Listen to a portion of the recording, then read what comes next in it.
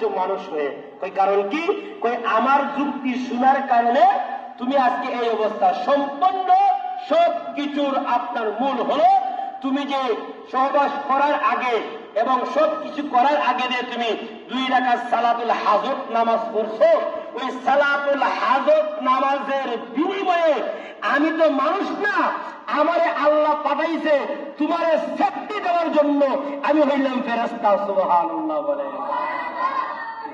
আপনি আল্লাহর ফেরেশতা, এই কথা বলে উনি উদাও হয়ে গেছে আর ওনাকে খুঁজে পাই না। এখন বাবা এই সালাতুল হাজত নামাজ আপনি আমার পড়া দরকার আসেনি? কথা বলেন দরকার আসেনি? নিয়মিত বলে দিয়েছি। এখন বলবেন হুজুর তাহলে লাইলাতুল শবে বরাতের রাত্রিতে কয় রাকাত নামাজ পড়তে হবে? অনেকে প্রশ্ন করে হুজুর কয় রাকাত নামাজ পড়বো এবং কয় রাকাত নামাজ পড়া লাগে? হাদিস শরীফের মধ্যে আপনারা আসছে নির্দিষ্ট কোন নামাজের কোন উল্লেখ নাই, আসছে আপনার নিম্নে হইল আপনি 12 রাকাত নামাজ পড়তে হবে। এর উপরে যত রাকাত পড়ার হুজুর ফজিলত হলো যদি কোনো বান্দা যদি 1 রাকাত নামাজের সাথে সূরা ফাতিহার সাথে 3 বার সূরা ইখলাস পড়ে, আবার দ্বিতীয় রাকাতের সময় সূরা ফাতিহা পড়ে 3 বার ইখলাস পড়ে, যদি কোনো বান্দা যদি এই 2 রাকাত নামাজকে 2 রাকাত নামাজ আদায় করতে পারে আজকে রাতে, আল্লাহ পাক রব্বুল আলামিন তার আমলনামার মধ্যে হাজার হাজার বছরের সওয়াব তার আমলনামা দিয়ে দিবে। সুবহানাল্লাহ।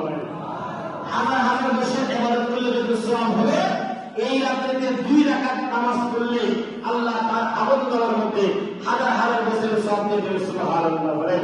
শুধু তাই নয়, এই রাতে আজকে সারা রাত ইবাদত বন্দেগী কইরা অনেক ফজিলত আছে বাবা, অনেক ফজিলত আছে। আমি কতগুলো আপনাদেরকে বলবো, আপনারা দেখতেছি খেয়ে দিয়ে ঘুম ঘুম ভাব চলে আসছে, মিলা খেয়ে দিব ইনশাল্লাহ, ধৈর্য ধরেন।